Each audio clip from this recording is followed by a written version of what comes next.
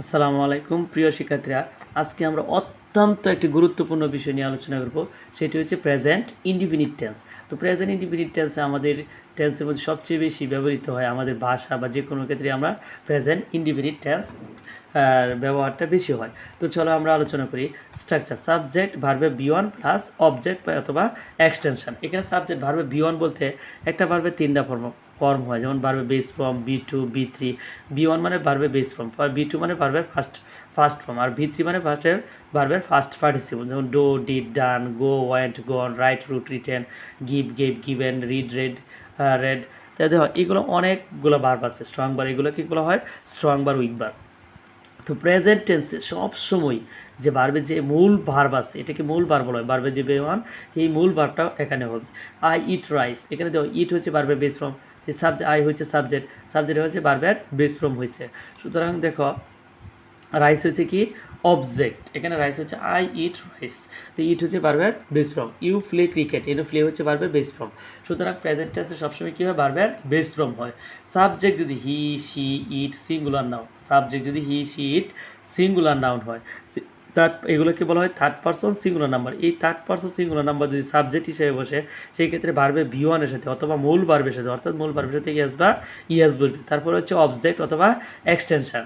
She rights a letter, right হচ্ছে ভার্বের base form, এর সাথে কী যোগ হয়েছে? এস হয়েছে। শি ডাজ দ্য ওয়ার্ক, এই যে ডো এর সাথে ইয়েস হয়েছে। শুধু থার্ড পারসন সিঙ্গুলার নাম্বার হলে ভার্বের সাথে কী হয়? এস বা ইয়েস হয়। দেখো I, you, they plural noun, এইগুলো একটা সাবজেক্ট, এইগুলো হচ্ছে সাবজেক্ট। আই একটা সাবজেক্ট, উই একটা সাবজেক্ট, ইউ একটা সাবজেক্ট, দে একটা সাবজেক্ট। প্লুরাল নাউনে সাবজেক্ট হলে, যদি সাবজেক্ট হয় তাহলে ভার্বের সাথে ভার্বের বেস ফর্ম হয়। এগুলোর সাথে কোনো সময় ভার্বের বেস ফর্ম হচ্ছে এস বা ইয়েস যোগ হবে না। যেমন they do the work, we play cricket, you read a book, I drive a car. এই যে ডো একটা ভার্ব, প্লে একটা ভার্ব, রিড একটা ভার্ব, ড্রাইভ একটা ভার্ব, এই সাবজেক্টগুলো হওয়ার কারণে এই ভার্বগুলোর সাথে কী হয় নাই? এস বা ইয়েস যোগ হয় নাই। তো প্রেজেন্ট টেন্সের অক্সিলিয়ারি ভার্ব কি? ডো এবং ডাজ। প্রেজেন্ট ইনডিফিনিট টেন্সের অক্সিলিয়ারি ভার্ব কি? ডো এবং ডাজ। এই ডো ডাজ আসলে সেন্টেন্সে সবসময় মূল ভার্ব বসে। ডো ডাজ প্রেজেন্ট টেন্সে ইন্ট্রাগেটিভ এবং নেগেটিভ সেন্টেন্সে ব্যবহৃত হয়। এখন ডো ডাজ কোথায় ব্যবহৃত হয়? ইন্ট্রাগেটিভ এবং নেগেটিভ সেন্টেন্সে ব্যবহৃত হয়। তো এখানে আমি স্ট্রাকচার দিয়ে রাখছি যে অ্যাফার্মেটিভ সেন্টেন্সের স্ট্রাকচার, নেগেটিভ সেন্টেন্সের স্ট্রাকচার, ইন্ট্রাগেটিভ সেন্টেন্সের স্ট্রাকচার। সাবজেক্টের পরে ভার্বের বেস ফর্ম প্লাস এস বা ইয়েস হতে পারে, অথবা এস বা ইয়েস হয় ভার্বের সাথে। সুতরাং অবজেক্ট, এটা হচ্ছে অ্যাফার্মেটিভ সেন্টেন্সের স্ট্রাকচার। নেগেটিভ সেন্টেন্সের স্ট্রাকচার হচ্ছে সাবজেক্টের পরে ডো নট অথবা ডাজ নট, তারপর হচ্ছে ভার্বের বেস ফর্ম। এই ডো নট ডাজ নট হচ্ছে সাবজেক্ট অনুযায়ী বসে। থার্ড পারসন সিঙ্গুলার হলে ডাজ নট বসবে, আর অন্যথায় আই, ইউ, তারপর হচ্ছে উই, দে, এগুলোর ক্ষেত্রে ডো বসে। তো ইন্ট্রাগেটিভ হলে সবসময় সাবজেক্টের আগে কী বসবে? ডো ডাজ এসে যাবে, অথবা অক্সিলিয়ারি ভার্ব সাবজেক্টের আগে বসে। ঠিক আছে?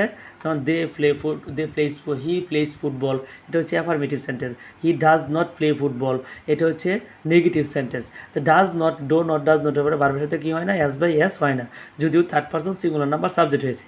ডাজ হি প্লে ফুটবল, সেই কি ফুটবল খেলায়? এখানে দেখো হি হচ্ছে সাবজেক্টের আগে কী আসছে? ডাজ আসছে। সুতরাং এখানে লাস্টে প্রশ্নবোধক চিহ্ন আছে, সুতরাং ইন্ট্রাগেটিভ সেন্টেন্স। মানে হি, শি, ইট হলে ভার্বের সাথে কী হয়? এস বা ইয়েস বসে। আর আই, ইউ, দে হলে এগুলোর সাথে মূল ভার্বের সাথে কি? মূল ভার্বের ফর্ম হয়, কোনো সময় এস বা ইয়েস হয় না। এই যে এখানে সাবজেক্টগুলো লিখে দিচ্ছে, I subject, we subject, you subject, তারপরে he subject, she subject, it, they, এগুলো হচ্ছে সাবজেক্টিভ ফর্ম। ঠিক আছে? তো প্রেজেন্ট ইনডিফিনিট টেন্সের ডো ডাজের যে ব্যবহার, সেটা নিয়ে আমরা একটু আলোচনা করব।